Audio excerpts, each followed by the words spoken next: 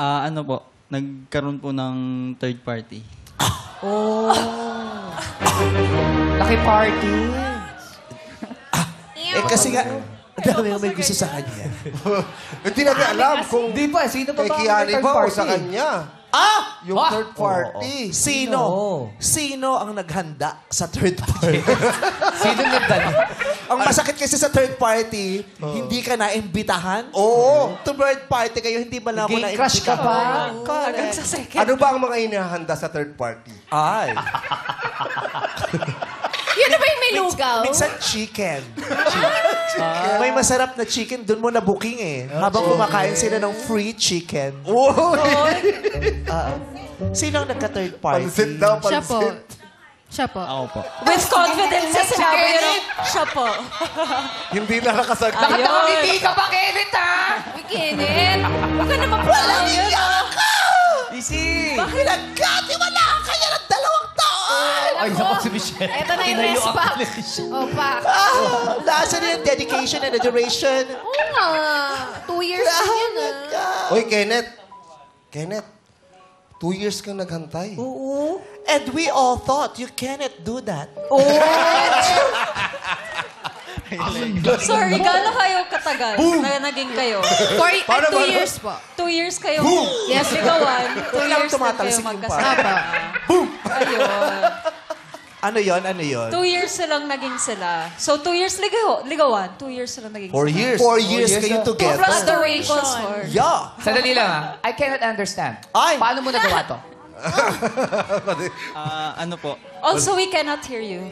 ano po, yung wala po akong valid reason.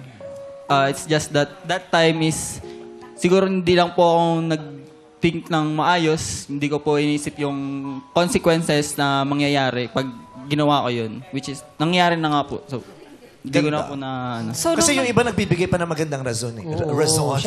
Razon, bigyan ng halo-halo.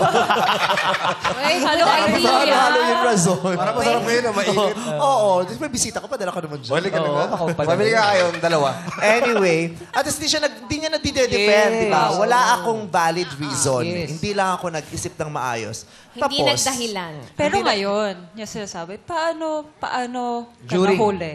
Or anong ginawa mo nung nalaman niya na ay, oo, nag-cheat? paano nahuli? Maganda yun. What's the tea? Ano po, that time na nalaman po niya is, nagpaalam po ako sa kanya na lalabas po ako. Sabi ko po ay kasama ko po yung tropa, lalabas po kami. Tropa. Pero yung tropa mo, Tropa daw. Pero yung tropa mo, naka-crop top, tsaka miniskirt. Bad trip yun, ha? Okay lang naman yung tropa. Baka huwag naman naka-crop top, tsaka miniskirt. Labas pusod ba? Oo, naka-baby doll skirt, eh. Tropa mo. Pero gumagano naman, tol. Tol, gusto. Tropa tayo. Okay, tapos. So, ayun nga po, nagpaalam po ako sa kanya na lalabas kasama ng tropa. Ang hindi ko po alam ay lalabas din po siya nung time na yon. Ang nangyari po, ako po kasi kasama ko po yung girl, nasa park po kami. Nandun po kami, kumakain, nagde-date. Sabay, si Kiani po, kasama po yung friends niya, naandun din po pala sila. Ang nangyari Kasalanan yan ng local government. Ba't isa lang ang park sa inyo? Isa lang ka part sa Kung Quezon. dinamihan niyo yung park, di sila nagkita. Ako yung nasasaktan habang narinig ko Oo. eh. So nakita mo sa park, kasama mo friends. As in, kitang-kita mo, anong ginagawa nila nung nakita mo? Nag-holding hands po. Uy! Nag-holding hands. Sweet. Yung like, seem like meron talagang something. Seems like meron talagang something sa kanila. relasyon, no? Ano yan? Kaya na hindi yan nagkataon o may nagsabi sa'yo, sundan mo? Yung sinadya mo na lalabas ka din tapos huhulihin mo talaga siya. O huhulihin mo siya nung araw na yon. Hindi, may nakapagsabi na po kasi sa akin na friend ko.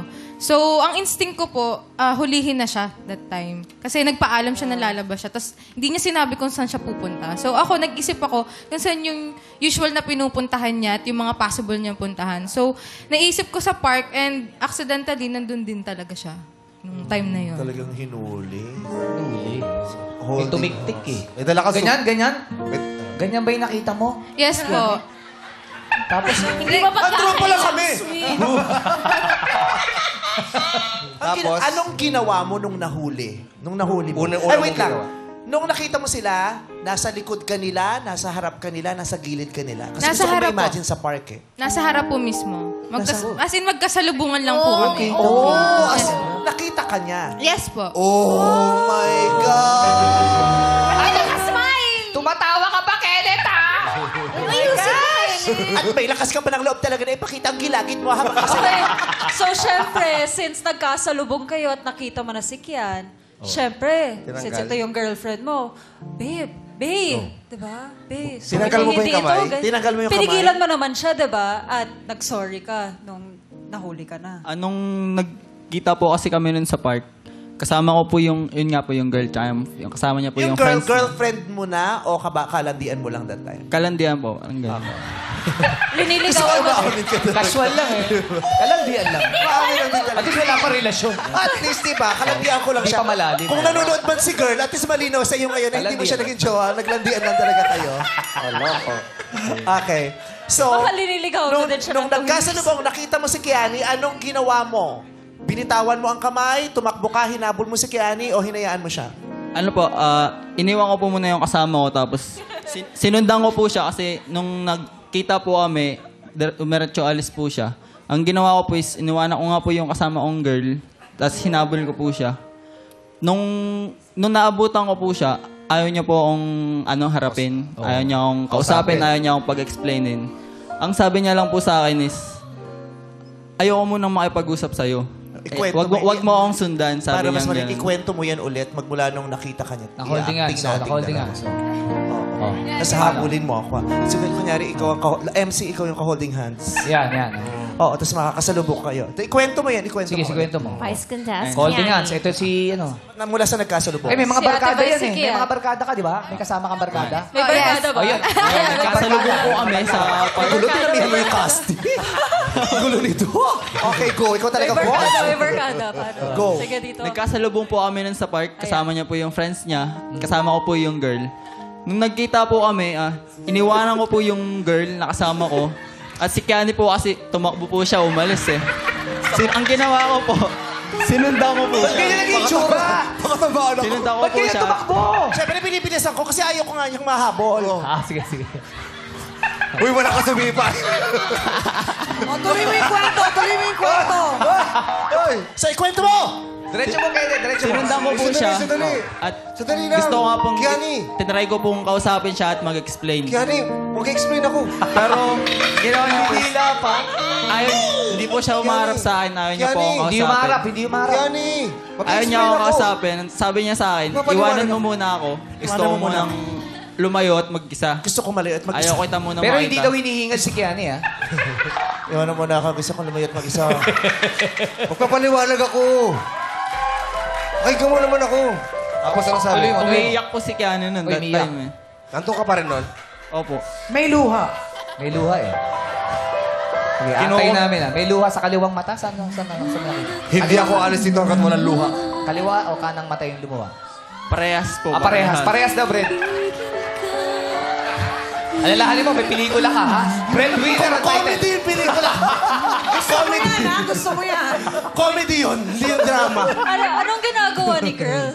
Si girl, naiwan lang. Ano ginawa na? rin Di ba yung siya, no? kaibigan mo, naiwan kasi tumakbo ka? Yes po. Yung nilalandi mo, naiwan din kasi tumakbo ka din. Oo. Binugbog ba ng tropa mo yung girl? Uyog yun, ha? Hindi, namin alam parang kung kinausap namin po nila eh. Sabi, uy, okay, successful. O, di ba? Kunyari, ikaw si best friend. Paano mo kakausapin yung kalandian? Ikaw si best friend. Ito yung kalandian. Ano ginagawa mo dito? Eh, di na nakipag-date nga. Di mo ba alam na may karelasyon siya? Kung alam ko lang, edi sana, hindi ko siya dinig. O ngayon na alam mo na, ano gagawin mo? O baka ikaw i-date ko. Halika na. Nagpalit na gusto. Nagpalit na gusto. Ano ba yan?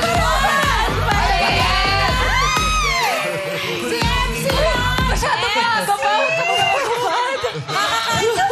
Yung gusto ko yun. O baka ikaw i-date ko. I love it! Pero, Kenneth, ang tanong ko lang, yung ka-date mo, alam bang may girlfriend ka? Opo, alam niya po yun. Hindi siya alam mo. Balikan mo. Balikan mo. Alam pala. Alam mo pala eh. Alam mo pala eh. Ba't ka Alam mo pala eh. nagsisinungaling sa akin? Oo nga, alam ko nga. Kala ko ba di mo alam? Eh, gusto ko siya eh. Akala Wala ka ko ba ako gusto mo? before ikaw ang gusto ko. Paano mo ko kilala before? Di ba nanood na ako ng Miss Universe? Miss Universe pala yung dinate niya. Okay. So, nagkabukingan, tumakbo ka na, hindi mo siya kinausap. After nun, kinausap mo pa siya o dire-diretso na yun, ayaw mo na siyang makita? Dire-diretso na po, ayoko na talaga siyang makausap. Wala Na ka parang- nang kailangang salita or Yes po. explanation? Kasi parang yun na rin po yung form of self-respect ko sa sarili ko na na hindi ko na siya kausap. Kakatawa yung ngiti niya, yung parang, yun po ang form ng self-respect sa sarili ko. May pumalakpak. Okay yun. Okay. Nakaka-relate. Nakakuha ng validation eh, di ba? Correct. Correct ako, di ba? Ganon. Ganun po eh. Tapos, so dined mo na siya totally. Yes po. Kasi masakit din sa part ko na tanggapin agad siya. Mm. Mag-sorry siya and then tatanggapin ko na lang agad. Parang kailangan ko muna ng oras, ng time para mag-heal siguro and matanggap yung sitwasyon na nangyari. Ikaw, nung tumalikod din siya sa'yo at ayaw ka na niyang makita, anong ginawa mo? Anong nangyari sa'yo patapos ang bookingan na yun? Ang ginawa ko po nun, sabi niya po na iwanan ko nga po muna siya. Nirespect ko naman po yun kasi naintindihan ko naman po siya. Ang ginawa ko po is, umuwi po muna ako sa bahay. Hindi ba binalikan yung girl na iniwan mo? Oo nga. Ha? Ay, hindi po ba? Bumalik po muna pala ako, kinausap ko po ng saglit. At sinabi ko po na alis na po muna ako at uuwi. Tapos, nung nasa bahay na po ako, kinachat-chat ko nga po siya at kinatawag-tawagan ko. Pero, no response po. No response. So, ang ending, mag-isa na nagdire-diretso lang siya. Opo. Nagdire-diretso na. So, nagdire-diretso na, nawasak na talaga, wala nang usapan, wala nang surihan, hindi mo na kinailangan marinig siya. Ngayon na lang ulit. Yes po. Bakit to naging posible? Bakit ngayon okay ka na makita siya? Kasi ngayong SEM po, naging magkaklase kami. Oh my God! Classmates pa kayo? Yes po. Na hindi ko akalain na magiging kaklase ko siya after all na nangyari. And then, yun, yung everyday namin na magkasama sa school, parang casual talk lang. May gagawin ba kay ma'am? Ganun lang. Pero yung usapan na yung nangyari sa amin, wala. Wala at all. Buti hindi ka lumipat. Hindi niyo nabalikan yun, yung kung ano yung nangyari. Hindi ka nakapagpaliwanag. Hindi na po. Hindi na po nagkaroon ng time na pag-usapan pa po namin yung nangyari tungkol sa past. Ikaw, open ka pa ba na marinig mo yung kung anong pwede niya sabihin o wala ka nang pakialam? Open naman po. Since nag-healed na ako, tanggap ko na kung ano yung nangyari. Okay na sa akin kung ano yung mga gusto niyang sabihin. Tapos, So mamaya, yes. Kenneth, yung nakadate mo na yon, nagkatuluyan pa ba kayo? Nasa park pa din hanggang... Di mo pa pinapalitan. Nakapag-enroll na siya, naging magkaklase na sila. Yung babae nasa park. Nag-aantay Kung sino man po ang nakakakita sa... Anong pangalan ng park? Anong pangalan ng park? Paris Park po. Sa Perez. Yun ang pagawa ko. Wala si Ayo. Ano Nasa naman si Perez Siyang Park. Ami Perez? Oo, nasa Perez. Anong damit ng babae nung araw na yun? Ano po Crop siya, top? crop top niya. Oh, sabi sa'yo naka-crop top eh. Kung may makita kayong babae dyan na naka-crop top na walang kasama, pakisabihin naman po, tapos na, nandito na po sa showtime yung inaantay niya. May closure. Baka may agyo na yun. So, mamaya, Kenneth, bibigyan ka namin ng pagkakataon na ubusin mo na kung ano pa yung natitira dyan at kung ano sa palagay mo ang dapat mong sabihin at marinig ni Kian.